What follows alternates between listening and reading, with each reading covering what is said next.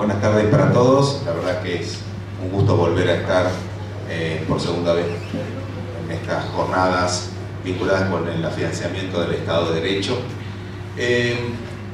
Cuando me invitaron de alguna manera a participar de estas jornadas tituladas Afianzamiento del Estado de Derecho, elegí dos temas no casualmente, ¿no? Ayer hablábamos de control de constitucionalidad, de teorías del control de constitucionalidad, porque me parece que evidentemente cuando definir el Estado de Derecho es hablar de democracia constitucional, conforme a la terminología que utiliza tanto Ronald Wolfing en el derecho anglosajón como Luigi Ferraioli en el derecho continental. Y hablar de democracia constitucional es hablar justamente del equilibrio complementario y hasta en algunos aspectos de tensión entre dos conceptos jurídicos políticos completos y complejos, por cierto, que es el concepto de democracia como principio de autogobierno popular y el concepto de constitución como límites que el propio autogobierno popular se impone a través del poder constituyente. Entonces me pareció que el control de constitucionalidad como la herramienta de cierre de alguna manera del sistema, ya sea que, digamos, se ejerza la última palabra en términos constitucionales o no, pero me parece que de alguna manera, evidentemente en muchos de los países, sobre todo latinoamericanos, es el arma de cierre del sistema jurídico, y hablar de derechos políticos, justamente, en el aspecto de su control de constitucionalidad y convencionalidad, es hablar, evidentemente, de las dos, diría, medios y herramientas más importantes de este concepto complementario y tensionante al mismo tiempo de democracia constitucional.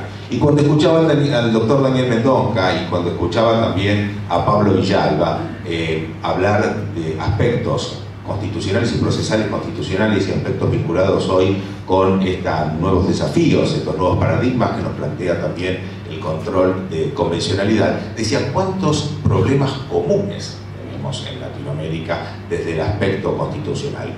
Evidentemente esto, yo comulgo con lo que decía Pablo recién, estamos en una era donde el diálogo, de alguna manera, interconstitucional, el diálogo interconstitucional en todos nuestros países es fundamental, porque se reproduce, se replica, más allá de las particularidades, lógicamente, de cada país, muchos de nuestros problemas y muchos de nuestras dudas, de nuestras interrogantes, se van replicando evidentemente en todas nuestras estructuras constitucionales.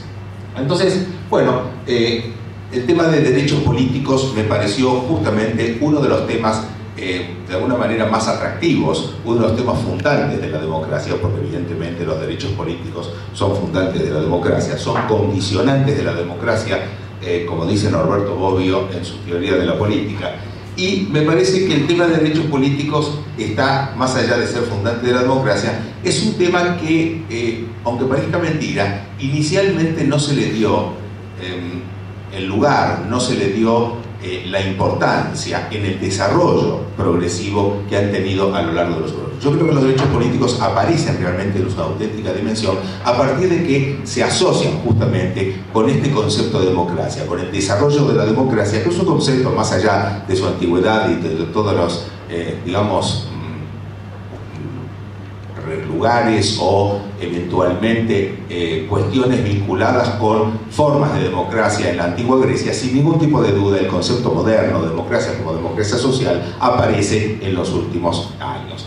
Lo cierto es que me parece que los derechos políticos, los constitucionalistas, intentamos explicarlos a partir de la generación de derechos. Y decimos, son de la primera generación de derechos, son los derechos junto con los sociales, que de alguna manera se sustentan en el principio de la libertad. Son aquellos derechos que aparecen en las primeras constituciones del siglo XVIII para tratar de poner límites justamente o a las monarquías absolutistas en Europa o a las grandes mayorías o a las grandes tiranías en América. Lo cierto es que el desarrollo de los derechos políticos y su vinculación con la democracia se vinculan tanto en las constituciones, con la parte dogmática de las constituciones, como de la parte orgánica de las constituciones. Y no son fácilmente escindibles, más allá de nuestra constitución, en la constitución paraguaya, en los artículos 117, 118, si mal no recuerdo, la constitución argentina, en el artículo 37, los receptan constitucionalmente. En el caso de la constitución argentina, le da recepción constitucional recién a partir de 1994. Hasta 1994 los derechos políticos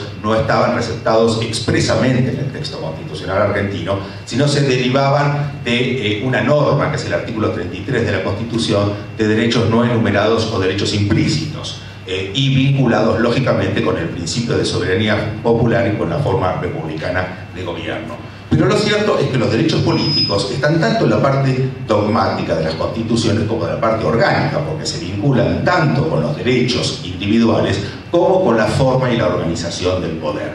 Entonces, muchos de los derechos, además políticos, son derechos civiles, que cuando de alguna manera se ejercen en una función política, adquieren justamente la dimensión de política. Por ejemplo, el derecho de libertad de expresión, o el derecho de petición, o el derecho de asociación, o el derecho de reunión. Muchos de estos derechos que lógicamente conforman, de alguna manera, cuando se ejercen en función política, conforman un, como yo llamo, sistema unitario de derechos políticos. Pero hay un punto que nos vincula, de alguna manera, más allá de que en la Constitución paraguaya estén representados en determinados artículos, en la Constitución argentina en otros, hay un punto que nos vincula, y como bien decía el doctor Villalba, ¿no es cierto?, está vinculado, todo nos vincula hoy la Convención Americana de Derechos Humanos, con independencia de cuál sea la jerarquía en el bloque de constitucionalidad que asuma en cada uno de nuestros países. Porque nosotros también se nos planteó en la Argentina el problema, a pesar de que el artículo 75, inciso 22 de la Constitución argentina establece un bloque de constitucionalidad federal otorgando justamente a los tratados de derechos humanos jerarquía constitucional, también se dio la primera vez que la Corte Suprema tuvo que dirimir el concepto de la interpretación del bloque de constitucionalidad federal y el concepto de interpretación que dice el artículo 75, inciso 22, que los tratados de derechos humanos tienen jerarquía constitucional. ¿Qué significaba esto de jerarquía constitucional en caso de que hubiera algún tipo de tensión entre alguna norma de la Constitución Nacional y una norma proveniente de algún tratado de derechos humanos que tenía jerarquía constitucional? Incluso en el seno, en el propio seno, el caso se llamó el caso Petrus, en el propio seno de la Corte Suprema de Justicia hubo disidencias, y disidencias muy fundadas, por cierto. Es decir, el voto mayoritario se inclinó por tener una posición de que de alguna manera la interpretación tiene que ser complementaria. Es decir, no el juez o el órgano encargado del control debe siempre encontrar una interpretación complementaria de los derechos o de las normas en pugna y nunca una interpretación que excluya una respecto de la otra. Hubo una disidencia, recuerdo, un gran miembro de la Corte, que ya no lo es, el doctor Belluccio, en el cual el doctor Belluccio en una disidencia dijo no, en última instancia, en una pugna priva la Constitución Nacional. Es decir, es un tema todavía a debatir, es un tema que evidentemente se está todavía trabajando en los distintos países. Pero bueno, lo cierto es que la Convención Americana de Derechos Humanos establece los derechos políticos en un artículo, el artículo 23, que además se complementa con otros tratados de derechos humanos, que son, por ejemplo, el artículo 25 del Pacto Internacional de Derechos Civiles y Políticos. El artículo 23 de la Convención Americana tiene dos partes. Una parte que reconoce de alguna manera y establece qué derechos deben garantizar los estados signatarios, ¿no es cierto? Y si los leemos vamos a ver que en realidad de alguna manera están también reproducidos en nuestras constituciones internas y se refieren principalmente al sufragio activo y sufragio pasivo, es decir, a los dos aspectos del sufragio, la posibilidad de elegir a nuestros representantes, de participar con el voto libre, universal, secreto, justamente en la elección de nuestros representantes, y al mismo tiempo la posibilidad de ser nosotros candidatos en igualdad de condiciones para la formación del gobierno. La segunda parte, justamente, del artículo 23, establece uno de los grandes dilemas, uno de los grandes debates del control de constitucionalidad y del control de convencionalidad. Cuando los estados signatarios pueden reglamentar justamente y cuál es la extensión de esta reglamentación respecto de los derechos políticos. La ley puede reglamentar, dice, el ejercicio de los derechos y oportunidades a que se refiere el inciso anterior exclusivamente por razones de edad, nacionalidad, residencia, idioma, instrucción, capacidad civil o mental, o condena por juez competente en proceso penal. Es decir, acá tenemos dos aspectos, de alguna manera, que están íntimamente relacionados. O sea, en una palabra podemos sintetizar que los derechos políticos, como decía Cooley, hace muchos años atrás, son todos los que se reconocen y que para aquellos que participan de la formación del gobierno y de la ley. Y vemos que, de alguna manera, se vinculan con algo que veíamos ayer en el control, en las tensiones del control de constitucionalidad, porque los derechos políticos se vinculan justamente con la doctrina de las cuestiones políticas no judiciables, que, como decíamos ayer, se ha ido paulatinamente abandonando progresivamente, y en esto la Corte Suprema Argentina siguió inicialmente a la Corte Suprema de los Estados Unidos, la cual fue referente durante muchísimos años, hasta el año 1994, donde se vira de alguna manera el modelo y se mira a la socialdemocracia europea. La reforma del 94 introduce una cantidad de instituciones con un perfil marcadamente, digamos, de las constituciones europeas, y se abandona de alguna manera progresivamente a la Corte Suprema, al modelo norteamericano, como modelo referente del sistema. Pero lo cierto es que a partir de que la Corte Suprema de Justicia de los Estados Unidos, en el caso Baker versus Carr, un caso de la década del 60, comienza a abandonar paulatinamente la doctrina de las cuestiones políticas vinculada con la política, esencialmente, la Corte Suprema Argentina hizo exactamente lo mismo. Es decir, fue paulatinamente abandonando las cuestiones electorales y de partidos políticos. Ayer decíamos, hoy la Corte Suprema Argentina hasta define en muchos casos, hay muchos casos en este sentido, internas de partidos políticos, nombres de partidos políticos, ha abandonado absolutamente esta doctrina, y en las cuestiones vinculadas con la participación política, veíamos ayer, recordemos, que incluso ha declarado, en un caso que yo ayer recordaba, el caso Binot del año 2007, incluso ha declarado la nulidad de una sesión de la Cámara de Senadores. Así que prácticamente la doctrina en las cuestiones políticas, tanto electorales o de partidos políticos, o las vinculadas con la participación política, la doctrina se encuentra abandonada, por lo menos en estos términos, por lo menos en términos de doctrina de cuestiones políticas, porque la Corte en su composición actual es fuertemente restrictiva en torno a la admisión del recurso extraordinario, y ha utilizado otros mecanismos procesales que muchas veces están vinculados con la doctrina de las cuestiones políticas, pero busca otros caminos para no tener que acudir justamente a esta doctrina, no tener que nombrarla. Entonces, los derechos políticos, digamos, hoy podemos sintetizarlos para hacer una clasificación y ver cómo han sido de alguna manera defendidos en activo y pasivo. ¿Qué ha pasado con el perfil activo de los derechos políticos en el control de constitucionalidad? Se va sin ningún tipo de duda paulatinamente hacia una universalidad del sufragio. Ahora, ¿por qué una universalidad del sufragio? Porque desde, por ejemplo, tomando como ejemplo la Argentina, desde el voto universal y secreto de la Ley Sáenz Peña del año 1912, después se incorporaron las mujeres, lógicamente, en el año 47 en la Argentina.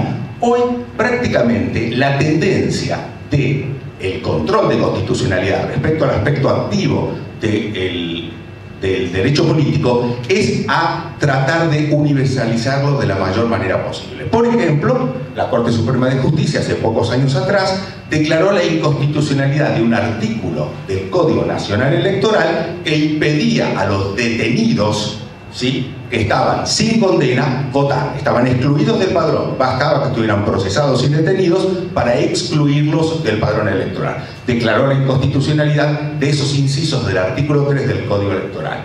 Pero vamos por más. El año pasado, sobre fines de año, el Superior Tribunal de Justicia de la Ciudad de Buenos Aires, en un caso que se llamó Asociación por los Derechos Civiles contra Gobierno de la Ciudad, estableció la inconstitucionalidad del resto de los incisos de ese artículo 3 del Código Electoral, que en este caso también excluía del padrón electoral a los que tenían condena firme, es decir, a los presos con condena firme.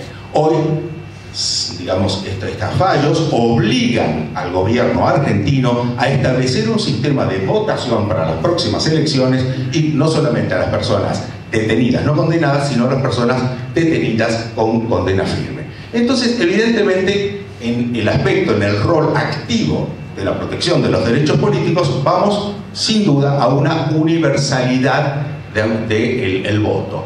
Esta decisión de la Corte Suprema Argentina no es exclusivamente la Corte Suprema Argentina, el Tribunal Europeo de Derechos Humanos, ¿no es cierto?, fue exactamente en el mismo sentido, y casi todos los tribunales constitucionales van en el mismo sentido. ¿Qué pasa ahora con el perfil pasivo, de alguna manera, de los derechos políticos? Es decir, con esta posibilidad de ser candidatos. Acá la jurisprudencia ha sido, al menos la jurisprudencia de los países, ha sido más restrictiva.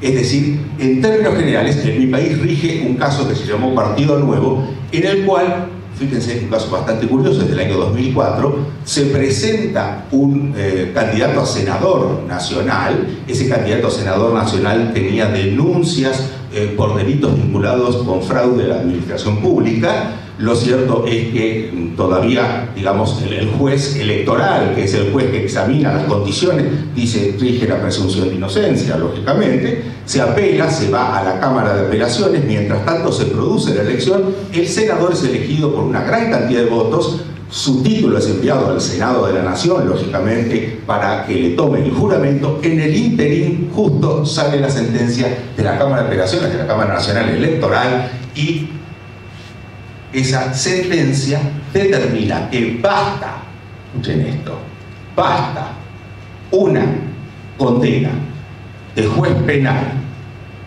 sin necesidad de que esa condena esté firme para excluir a un candidato de la lista electoral. Y en este caso se produjo un corrimiento, ¿sí?, y ordenó que asumiera el que seguía en orden de turno en la lista electoral.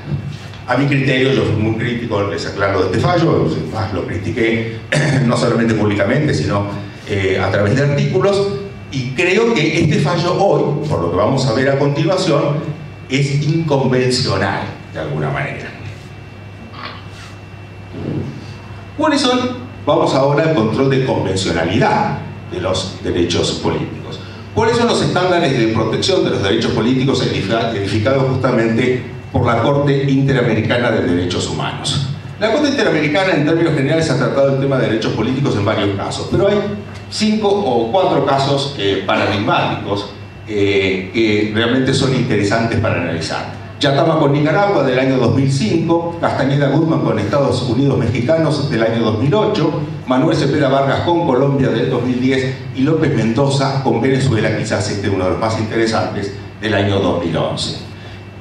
Todos estos fallos imponen al Estado una obligación negativa y una obligación positiva respecto de la protección de los derechos políticos. Una obligación negativa en el sentido de no violentar los derechos políticos, es decir, de resguardar la protección de los derechos políticos. Y en un sentido positivo porque obligan al Estado a instrumentar políticas públicas de protección justamente de estos derechos políticos. Lo cierto es que las condiciones habilitantes para el ejercicio, las reglas vinculadas con la edad, nacionalidad, residencia, idioma, instrucción, capacidad civil o mental, son temas de regulación donde los estados tienen un amplio margen, cada vez menos amplio, pero tienen un amplio margen de apreciación justamente respecto de cómo reglamentan estos derechos. Lógicamente, cada uno de los estados, de acuerdo a su idiosincrasia, de acuerdo a su historia, de acuerdo a sus condiciones económicas, sociales, políticas, puede establecer cuál es la edad, por ejemplo, para el voto.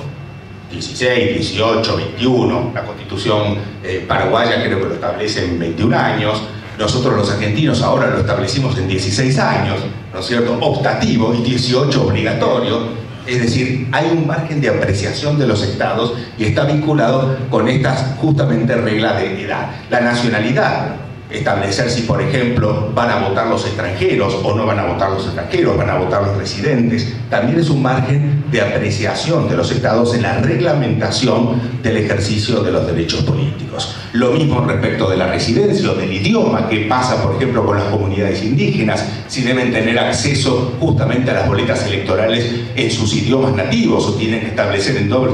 Todo esto forma parte, como ven, de un margen de apreciación, de reglas con un mínimo establecido, que es donde digamos, permite la Convención Americana de Derechos Humanos que los estados reglamenten el ejercicio de los derechos políticos exclusivamente por estas cuestiones.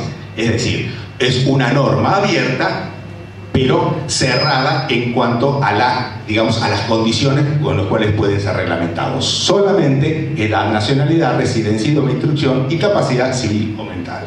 Pero este artículo 23, en su inciso segundo, tiene un agregado, como vimos, que de alguna manera está vinculada a que solamente puede suspenderse o excluirse un derecho político únicamente en caso de condena de juez en proceso penal, condena dictada por juez competente en proceso penal. Y acá ya viene un debate muy fuerte, muy abierto. La condena por juez competente en proceso penal, ¿es una cláusula cerrada? ¿Es un número clausus? ¿Es una cláusula cerrada de alguna manera? Es decir, a diferencia de las condiciones habilitantes que veíamos anteriormente, que son abiertas, este parece ser una cláusula cerrada. Y esto justamente fue lo que se debatió en el caso López Mendoza con Venezuela del año 2011. Yo decía ayer, hice una referencia rápida a este caso, decía, en este caso la Corte parece sentar el principio de que la única forma que tienen los estados signatarios de excluir los derechos políticos, es decir, de suspenderlos o de establecer algún tipo de sanción que implique la exclusión de los derechos políticos de una persona, es únicamente a través de una decisión de un juez penal, donde se respeten todas las garantías del debido proceso penal. Garantías del debido proceso penal, tribunal independiente, imparcial y competente, presunción de inocencia, el principio del contradictorio, el derecho a una segunda instancia jurisdiccional, el derecho... Yo te escuchaba, Pablo, hablar de la segunda instancia jurisdiccional, ¿no es cierto? La Argentina fue condenada por el tema justamente de por la falta de la doble instancia del doble conforme. Cuando fue condenada, la Corte, posteriormente, en un caso que se llamó el caso Giroldi, le ordenó a la Cámara de Casación Penal, que solamente revisa por ley cuestiones de derecho, que revisara la sentencia en forma integral, es decir, cuestiones de derecho y cuestiones de hecho. Hoy la Cámara de Casación Penal, a pesar de que fue creada solamente para una revisión de cuestiones de derecho, revisa también cuestiones de hecho. Ahora, no entendimos, acabamos de reglamentar en el Código Procesal Civil y Comercial el recurso extraordinario por salto de instancia. ¿Y cómo lo reglamentamos? Lo reglamentamos con la posibilidad de, con una sentencia definitiva del juez de una sentencia firme del juez una sentencia del juez de primera instancia, pueda accederse a la Corte Suprema de Justicia por salto de instancia. Pero el recurso extraordinario, esto es claro, no puede revisar, es extraordinario, no puede revisar toda la sentencia, solamente cuestiones vinculadas con la constitucionalidad que se plantea. Por lo tanto, no cumple el doble conforme. Por lo tanto, en algún momento va a ser observado seguramente, o en un caso ante la Corte o la Comisión Interamericana de Derechos Humanos, o la propia Corte va a tener que jurisprudencialmente establecer las pautas de cómo va a funcionar. Solamente hasta el momento hubo dos casos de recurso extraordinario por salto de distancia, un famoso caso Clarín y otro caso también vinculado con el caso de leyes de democratización de la justicia. El caso Reyes, esos fueron los únicos dos casos en que la Corte trató, pero en algún momento la Corte va a tener que aclarar porque el recurso extraordinario por salto de distancia ha sido reglamentado de manera inconvencional porque no respeta el doble conforme. Decía, yo creo que, tomando las palabras de los panelistas anteriores, vamos inevitablemente al análisis de nuevos paradigmas. Vamos a tener que trabajar con nuevas categorías jurídicas, sin ningún tipo de duda. Me parece que, en el caso particular de los derechos políticos, la Corte va, digamos, a una teoría unitaria de protección de los derechos políticos. ¿Qué quiero decir con esto? Los derechos políticos son derechos fundamentales implícitos en la propia definición de democracia. No podemos pensar a la democracia sin ejercicio de los derechos políticos. Es decir, si no existe el derecho activo o el derecho pasivo, o mejor dicho, ambos derechos, la democracia es imposible. Si no respetamos y protegemos la posibilidad de elegir a nuestros gobernantes, no hay democracia. Jugamos otro juego que podemos llamar de cualquier manera, pero no lo podemos llamar democracia. La democracia implica que los derechos políticos son íncitos y condicionantes de la democracia. Toda la teoría política italiana ha edificado alrededor de esta idea, desde Bobbio hasta Bovero y muchos de ellos en adelante, todo justamente una estructura de protección de los derechos políticos como condicionantes de la democracia. A partir de esta línea de pensamiento, me parece que la Corte Interamericana de Derechos Humanos, con sus fallos, va hacia un concepto unitario justamente de estos derechos políticos. ¿Qué quiero decir unitario? Que la Corte integra los derechos políticos propiamente dicho, y los derechos civiles en ocasión justamente del ejercicio político, los de expresión, los de conciencia, los de petición, asociación, reunión, es decir, los integra como un sistema unitario, los analiza sistémicamente como un conjunto de derechos ligados a principios y a valores. Y esto no lo dice solamente la Corte Interamericana de Derechos Humanos, lo dice también el Tribunal Europeo de Derechos Humanos a partir de la década del 80, en los casos Hansay y Partido Comunista Turco, donde Turquía reclama permanentemente el acceso a la Unión Europea, y justamente el Tribunal Europeo en algunos de los casos le antepone la cláusula democrática y de alguna manera interpreta cuáles son los requisitos mínimos que un país debe tener para que tenga vigente el principio de la democracia, como forma de gobierno y como forma, obviamente, de vida. Lo cierto es que, bajo estas concepciones, la Corte Interamericana de Derechos Humanos ha dicho que los derechos políticos tienen un doble carácter, y esto también lo han dicho otros tribunales constitucionales, por ejemplo la Corte Suprema de los Estados Unidos, a partir del desarrollo de lo que se conoció en la década del 70, la teoría de las libertades preferidas. Tiene doble carácter, tiene un carácter de derechos individuales, de derechos subjetivos, y tienen también un carácter de derechos institucionales, que tienen jerarquía institucional, porque de alguna manera son derechos en su conjunto, entendidos sistémicamente, que tienden a la protección del sistema democrático, que tienden a la protección del modelo democrático. La libertad de expresión juega un doble carácter, y el conjunto de estos derechos políticos juegan este doble carácter de derecho individual y de derecho institucional.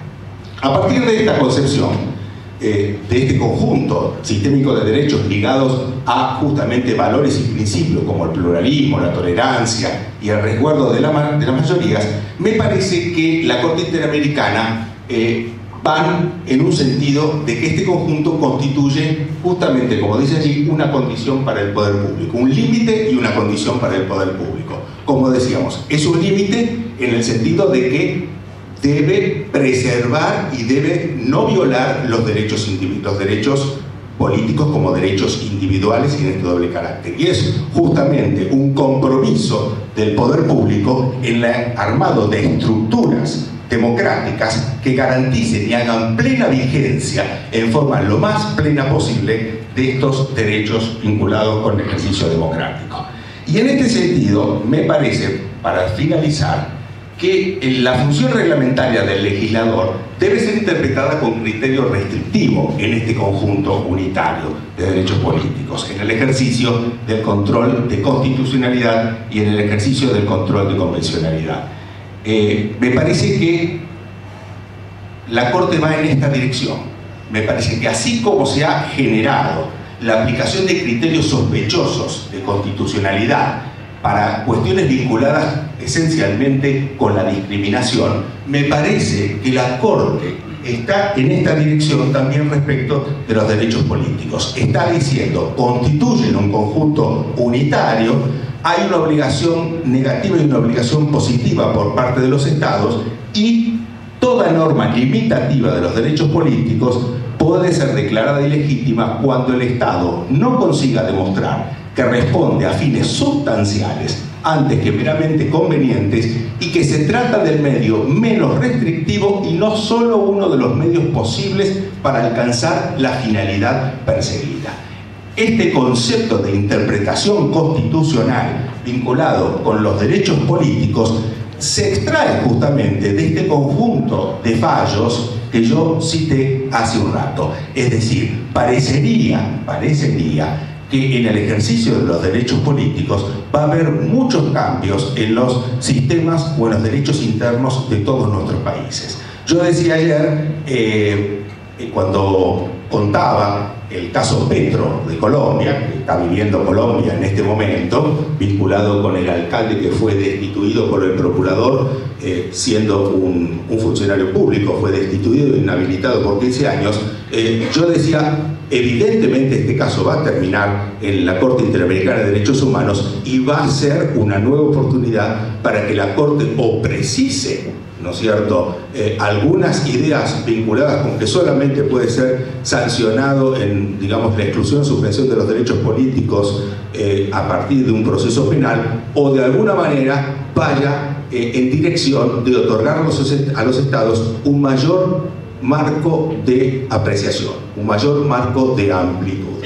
Si va a ser un mayor marco de amplitud o va a ser de alguna manera un marco más restringido y va a conducir a tratar de imponer una protección, yo diría férrea, de los derechos políticos a partir de esta última concepción, creo que no solamente va a ser, digamos, razonado a partir de cuestiones jurídicas, sino me parece que también va a jugar un papel fundamental cuál sea la presión política que los estados vayan a ejercer. Porque, como sabemos, hay un conjunto de estados que está fuertemente renuente al acatamiento del sistema interamericano en su conjunto de derechos humanos y está tratando de producir modificaciones en los reglamentos para tratar de dar mayor margen de apreciación justamente a los estados en muchas cuestiones.